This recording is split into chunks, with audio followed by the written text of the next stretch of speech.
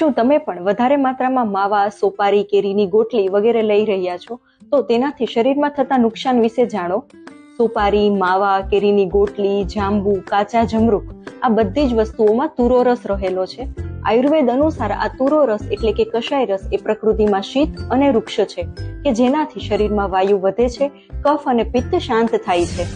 આ તુરો રસ જો વધારે માત્રામાં લેવામાં આવે તો પેટમાં આફરો ચડે છે, હૃદયના ભાગે પીડા થાય છે, ગળું સુકાય છે અને વધારે પડતી તરસ લાગે છે.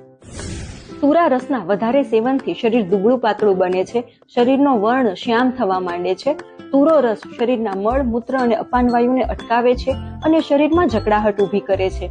વધારે માત્રામાં તુરો રસ લેવાથી વાયુ વધીને ઘણીવાર પક્ષાઘાત એટલે કે પેરાલિસિસ, બેલ્સ પાલ્સી વગેરે જેવા રોગો પણ ઉત્પન્ન કરી શકે છે. માટે તુરા રસ વાળી વસ્તુનો ઉપયોગ હંમેશા માત્રાપૂર્વક કરવો જોઈએ. તમારા ધ્યાનમાં એવું કોઈ વ્યક્તિ હોય કે જે વધારે માત્રામાં માવા, સોપારી, કેરીની ગોટલી વગેરે લેતા હોય તો એમને આ રીલ જરૂર શેર કરજો.